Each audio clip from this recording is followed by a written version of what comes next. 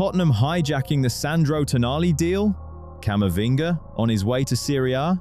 Ruben Amorim is officially back. And are Real Madrid really raiding West Ham for their star man? All this and much more in today's episode. Before we get into the news, give it a like. It genuinely helps more than you'd think. Done? Let's dive straight in. Italy's football press is at it again, generating transfer links with that signature breezy detachment from financial reality. According to Calcio Mercato, Inter are seriously targeting Eduardo Camavinga. Christian Chivu's embarked on a full rebuild in Milan. New faces needed at centre-back, the flanks, midfield, the lot. Young, versatile, comfortable in multiple roles. Exactly the profile Inter are most desperately short of right now.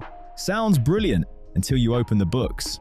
Yes, Camavinga's chances of leaving Real Madrid this summer are growing. His season's been patchy, no question. But Madrid aren't running a car boot sale. They want between 40 and 45 million euros for the Frenchman, and some sources are slapping a full 50 on him. Funnily enough, Inter are also weighing up Manu Kone from Roma for that same 50 million, which tells you everything about how seriously they're budgeting here. And that's where it gets genuinely funny. Scraping together the transfer fee is only half the problem. You've still got to meet the player's wage demands. At Madrid, Camavinga's taking home 7.5 million euros net, bonuses included.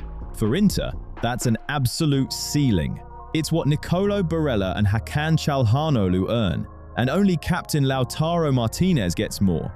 Do you genuinely believe Camavinga's going to ride into Milan to rescue Chivu's midfield on a pay cut? Especially with Premier League heavyweights circling. Manchester United, Liverpool, Chelsea. There was also a thoroughly amusing rumour about Juventus, who, bless them, apparently wanted the lad on loan. The level of desperation is something else. Camavinga is an elite asset. You can't budget your way into signing him. Italian clubs simply aren't in that weight class.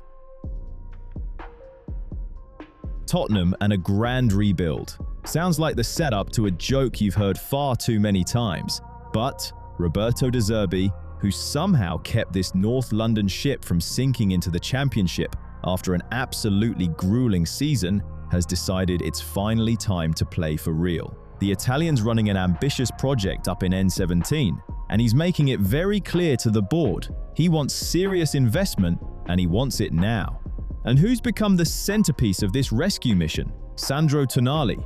Yeah, that one, you might ask. Why would a Newcastle midfielder swap one mid-table project for another, especially with all those whispers about wanting out after missing Europe?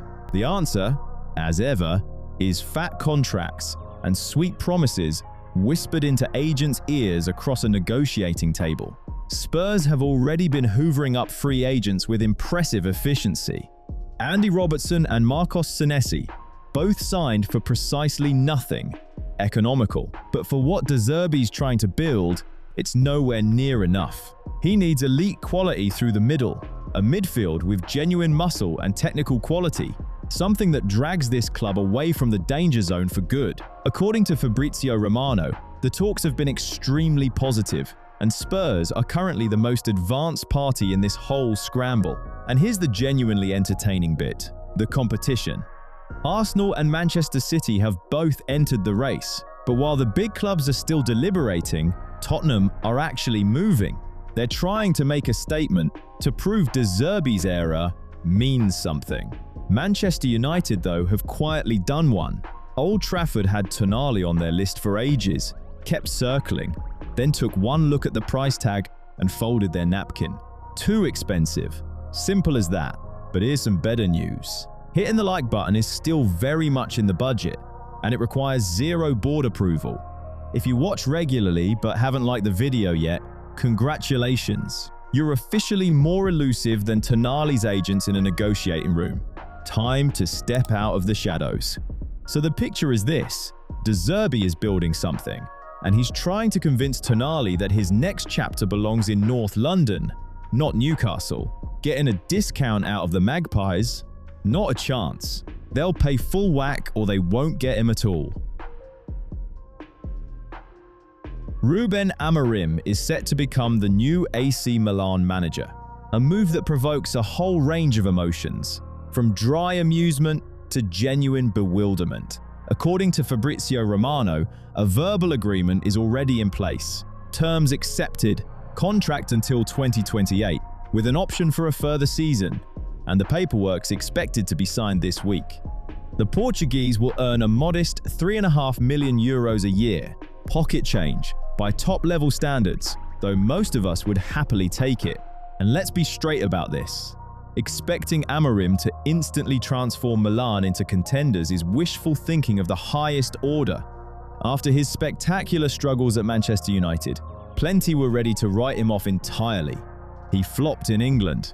Michael Carrick came in right after him and sorted things out fairly sharpish, which rather suggested the problem wasn't just the players. But remember Amorim's own post-mortem? Those interviews where he complained he'd arrived as a manager, only to be strangled by the club's structure, the board's meddling, the whole apparatus suffocating his vision. Milan's hierarchy genuinely believed the Portuguese can spark a real shift, that fans leaving San Siro might do so feeling slightly less beaten down by the mediocrity. But the squad problems are significant. This isn't the Milan of 20 years ago. The first few months will almost certainly bring drop points, and that'll be the real test of everyone's patience. The bare minimum here is straightforward: qualify for the Champions League. That buys Amorim security and another year in the job. If he can't manage it, well, expect a fresh set of very familiar excuses. Difficult circumstances, obstructive directors, players who didn't get it. Same old song, we'll be waiting.